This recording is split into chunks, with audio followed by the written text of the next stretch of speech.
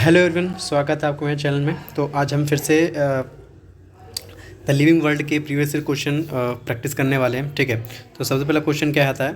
सबसे पहला क्वेश्चन ये है कि match the item given in column with those in column first and second, select the correct option given below. तो देखो, अगर आपने पढ़ी है बायोलॉजी या आपने टॉपिक्स पढ़े हैं तो कभी कभार क्या होता है ना, हम पढ़े होते हैं फिर भी हमें कन्फ्यूज़न, थोड़ा एक में कन्फ्यूज़न हो जाता है।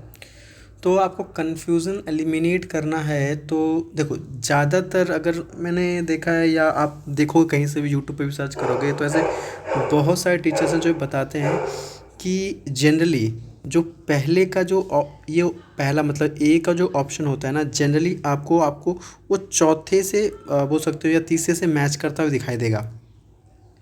आप ये ध्यान देना, जनरली अगर देखो जब कहीं भी ऑप्शन दिखे कि ए पहले वाले का फर्स्ट है और ये फर्स्ट दिख जाए और डी का फोर्थ दिख जाए तो उसके थोड़े चांस कम होते हैं सही होने के।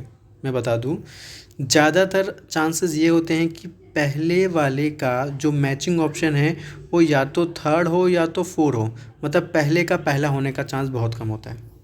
ठीक है ना, ये मेरा वो है।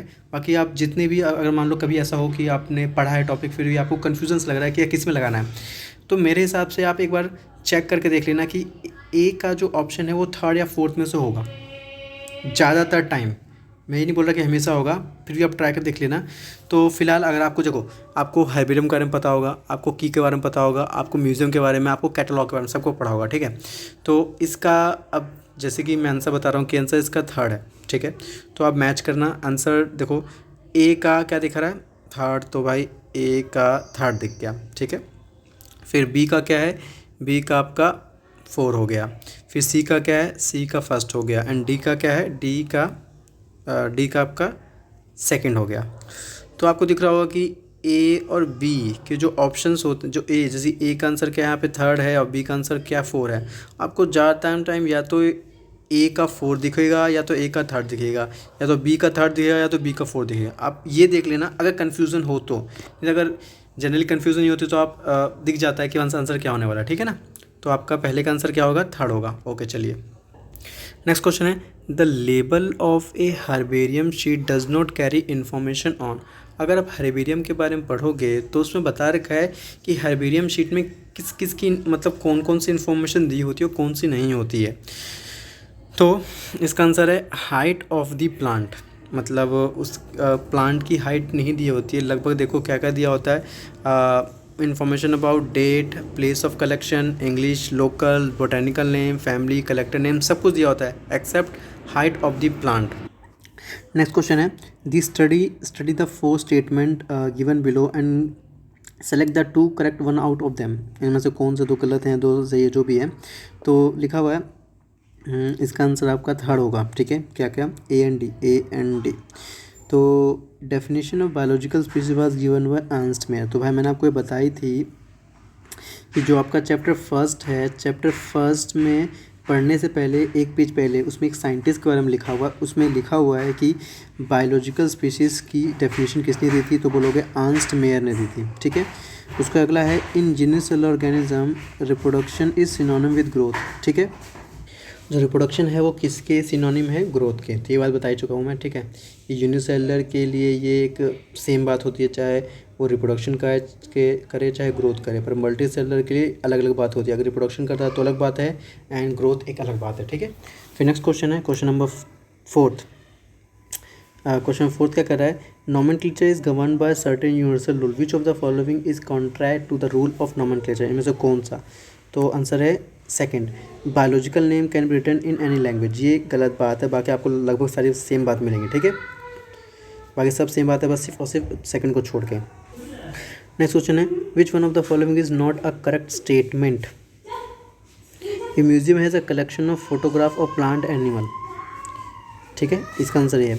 फिर है A maximum nutritional diversity is found in the group Monera. Which of the following aspect in exclusive characteristics of living thing increase in mass from inside only। ये एक एक्सक्लूसिव कैरेक्टरिस्टिक्स है लिविंग की। ठीक है, The living organism can be unexceptionally distinguished from non-living on the basis of their ability to responsiveness to touch. ठीक है, बाकी सब उसके बाद फिर है ICBN stand for international code of botanical nomenclature.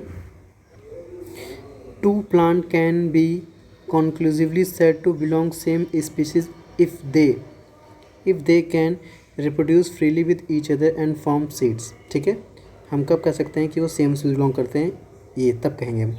फिर नेक्स्ट क्वेश्चन है biosystematic aim eight.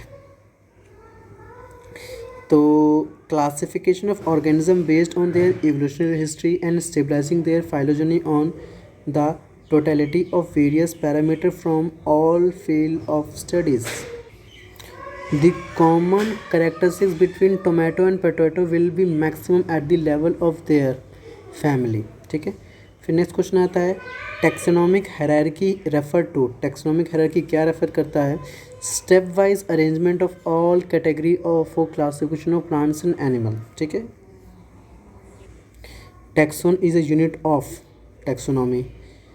Closely related, morphologically similar, symbiotic population but reproductively isolated are designed as sibling species. Which of the following is least general in character as compared to genera? Species. Species is considered as real basic unit of classification. Which of the following is not true for species? So gene flow does not occur between the population of a species. फिर one of the most important function of botanical garden is that they allow ex situ conservation of germ plasm.